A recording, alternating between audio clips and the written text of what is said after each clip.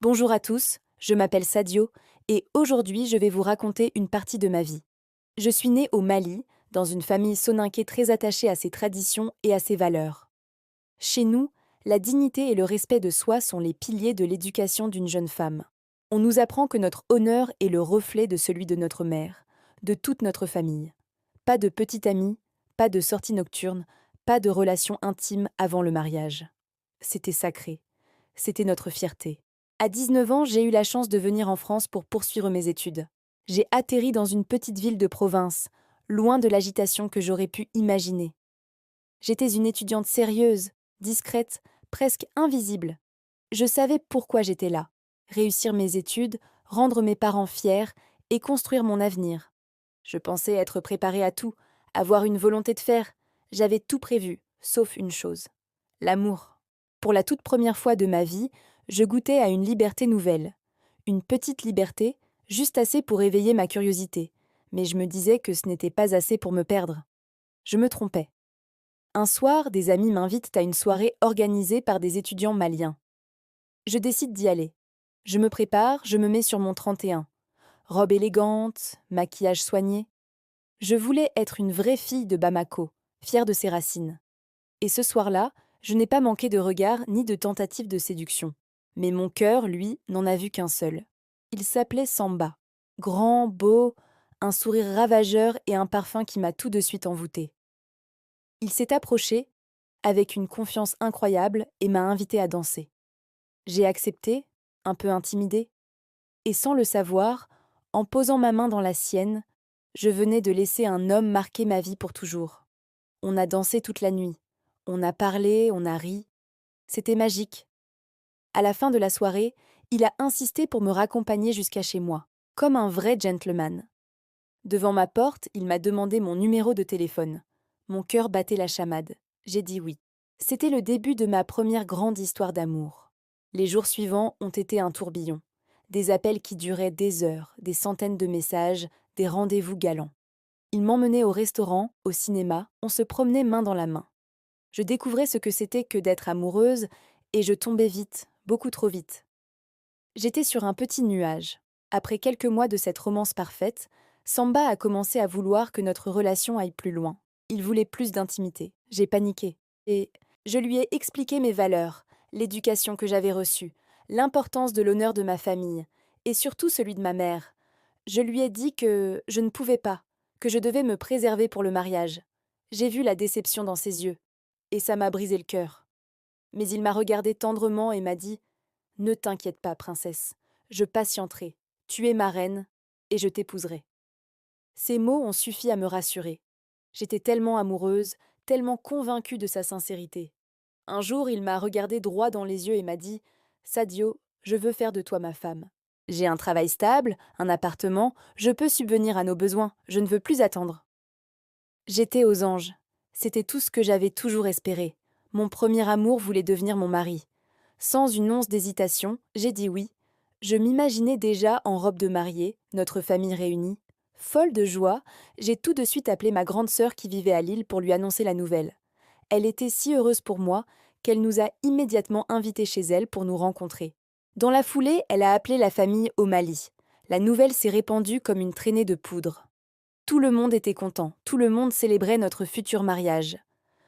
De son côté, Samba semblait tout aussi sérieux.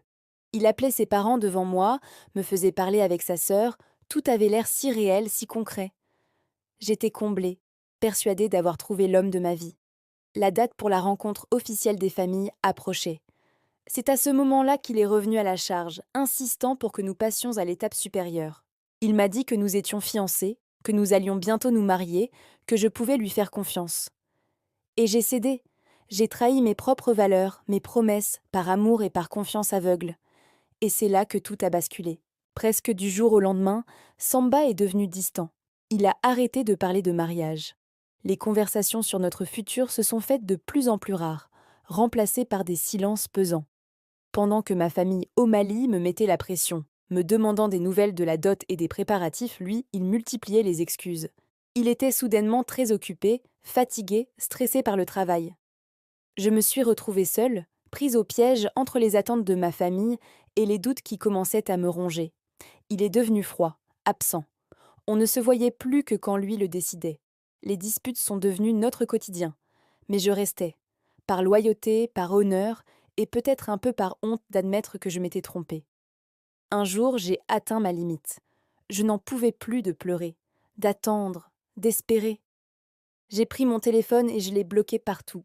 Sur WhatsApp, sur les réseaux sociaux, son numéro. C'était un acte de survie. Je devais me sauver, me retrouver. Il a essayé de me recontacter par tous les moyens, mais je suis restée ferme. Je pensais que c'était la fin. Quelques semaines plus tard, un soir, je reçois un appel d'un numéro malien. C'était sa sœur. Elle m'a parlé longuement, m'expliquant que Samba traversait une période difficile, qu'il regrettait son comportement. Elle m'a demandé de lui pardonner, de lui donner une autre chance. Elle m'a juré qu'il était sérieux, qu'il était même prêt à rentrer à Bamako pour officialiser notre union avec sa famille. Malgré ma méfiance, mon cœur, lui, était encore attaché. L'espoir, ce poison si doux, s'est immiscé en moi. Il est revenu, plein de remords. Il s'est excusé, m'a promis le mariage, m'a expliqué ses difficultés passagères. Pour prouver sa bonne foi, il m'a montré un billet d'avion pour Bamako, prévu dans un mois. J'ai proposé de l'accompagner, mais il m'a convaincu de rester en France pour ne pas rater mes examens. J'ai accepté. Pour sceller notre réconciliation et préparer notre avenir, il m'a même proposé de l'aider à décorer son appartement, notre futur nid d'amour. Avant son grand départ, il m'a invité pour un week-end en Espagne, un dernier moment rien qu'à nous. C'était intense, passionné. Avec le recul, je comprends que c'était un adieu déguisé. Au retour, je l'ai accompagné jusqu'à l'aéroport. Les jours qui ont suivi son départ se sont transformés en semaines. Le silence est devenu total. Plus d'appels, plus de messages. Le vide. J'ai commencé à paniquer. J'ai contacté sa sœur, ses amis. Personne ne me répondait. Et puis, à travers les réseaux sociaux, la vérité m'a frappée de plein fouet, par le biais d'une connaissance commune. Il avait épousé une autre femme, une ex avec qui il n'avait jamais vraiment rompu. Mon monde s'est écroulé. Le sol s'est dérobé sous mes pieds. La douleur était physique. Je n'arrivais plus à manger, à dormir, à étudier. J'ai raté mes examens. J'avais honte. Honte d'avoir été si naïve, honte d'avoir déçu ma famille. Et puis la honte a laissé place à la rage. Une rage immense contre lui, contre sa trahison. Quelques mois plus tard, il est revenu en France, avec sa femme. Ma colère est explosée, je l'ai confronté. Sa seule explication a été « Je suis retournée avec mon ancienne copine, c'est tout ». Je l'ai regardé, et tout l'amour que j'avais pour lui s'est transformé en mépris. Je lui ai tourné le dos en lui disant simplement « Le karma s'en chargera ». Cette épreuve a été le point de départ de ma reconstruction. J'ai changé de ville pour prendre un nouveau départ. Je me suis replongée dans mes études avec une détermination nouvelle. J'ai obtenu mon diplôme avec mention. J'étais devenue une femme nouvelle, forte et indépendante. Cette histoire date de plusieurs années maintenant. Aujourd'hui, je suis une femme heureuse et accomplie. Je suis mariée à un homme merveilleux, Abdul, qui m'aime et me respecte pour qui je suis. Nous avons un petit garçon adorable, et mon foyer est rempli de joie. Quant à Samba, aux dernières nouvelles, il se serait séparé de sa femme dans des conditions très difficiles. Mais honnêtement, ça ne m'intéresse plus. Si je vous raconte mon histoire aujourd'hui, ce n'est pas pour attirer la pitié. Au contraire, je suis sortie de cette épreuve grandie, la tête haute. Je la raconte pour toutes mes petites sœurs, pour toutes les jeunes femmes qui pourraient se retrouver dans une situation similaire, pour leur dire d'être prudentes, de s'écouter, et de ne jamais sacrifier leurs valeurs pour quelqu'un qui ne les mérite pas.